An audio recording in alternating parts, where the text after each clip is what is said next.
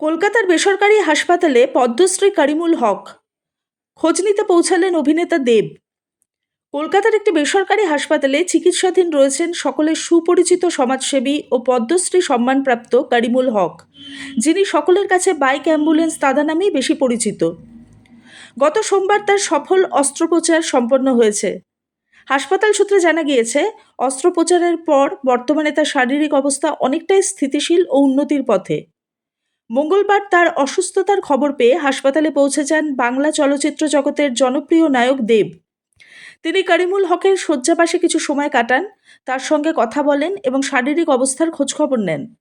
এই সময় দেব বলেন, করিমুল হক এমন একজন মানুষ যিনি নিজের জীবনকে মানব সেবার জন্য উৎসর্গ করেছেন। দিন রাত ঝড় বৃষ্টি উপেক্ষা করে বাইক অ্যাম্বুলেন্সের মাধ্যমে অসংখ্য মানুষের প্রাণ বাঁচিয়েছেন তিনি। আজ সেই মানুষটিকে হাসপাতালে শয্যাশায়ী অবস্থায় দেখে আবেগপ্রবণ হয়ে পড়েন অভিনেতা। দেব আরও জানান, করিমুল হকের মতো মানুষেরা সমাজের প্রকৃত নায়ক। তিনি তার দ্রুত আরোগ্য ও সুস্বাস্থ্য কামনা করেন। বাইক অ্যাম্বুলেন্স দাদার সুস্থতার জন্য বিভিন্ন মহল থেকেও শুভেচ্ছা ও প্রার্থনার বার্তা আসছে। ডিডি রিপোর্ট নিউজ, ক্রান্তি লাইভ, MK। সৈনী ভট্টাচার্যের রিপোর্ট, সবার খবর, সব সময়।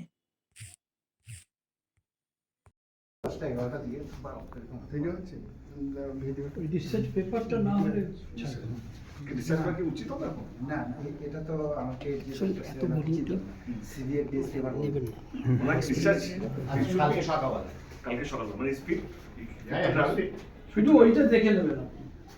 হাত তুলবে শাসি বিদ্যা আসবে না তারা তো তোমার উপর করে দেবে উনি যে আমার ডাক্তার রাজুটা তো আমার খুব স্যার স্যার স্যার স্যার উনি একটা অ্যাওয়ার্ড দেবেন আপনাকে, আপনার সঙ্গে কথা বলে করতে অনেকদিন ধরে চাইছেন। না আইকন দেওয়াটা নেই কম ছেলে মিষ্টি আরে গুলগুলার চেহারা হাসি এরকম মানুষ মানুষ তো আরে তো আমার বাড়ির ছেলে হ্যাঁ আমাকে আবদার করে যে এই বইটা নাকি ও পাঠ করবে। তাই না না না ঠিক ঠিক ঠিক 1 মিনিট বসতে হবে আমার ছেলে আর মেয়েরা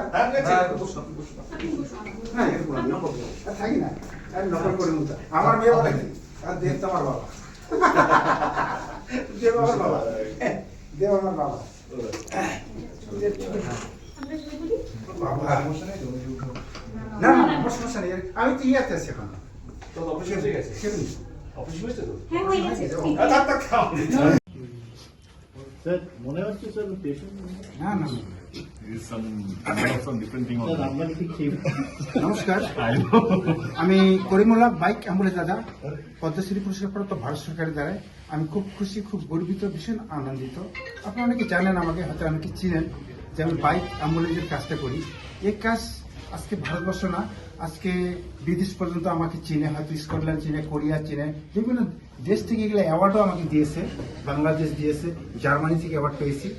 তো এইটার যে একটা কাহিনী আমি চাচ্ছিলাম মানচিত্রে যেন আমাদের ভারতবর্ষ যেন উঠে, যে এই কাহিনীটা যেন ধরে মানুষের সেবা বা মানুষকে যে ভালোবাসা, মাতা পিতাকে যে ভালোবাসা দেওয়া, আমি তো পিকচারের মধ্যে আসতে পারবো না, তাই সেটাই আমার যে বায়োপিক, অর্থাৎ দেব দূত অ্যাম্বুলেন্সম্যান, অর্থাৎ আমি এর নাম হলো দেব দূত ভগবান আর কি, দেবদূত অ্যাম্বুলেন্সম্যান, ইনি কিন্তু আমার বায়োপিকটা করবেন। আমি চাচ্ছি এই বই দেখে, এই ফিল্ম দেখে আপ্লুত হয়ে নিশ্চয়ই আপনারা মা বাবা আত্মীয় স্বজনকে ভালোবাসেন এবং মানব জাতকে ভালোবাসেন, জাতি ধর্মে নির্বিশেষে এই ফিল্মটা কিন্তু দেব করবে। আপনারা বুঝতেই পারছেন, একটা বলতে গেলে বাংলার স্টার নায়ক।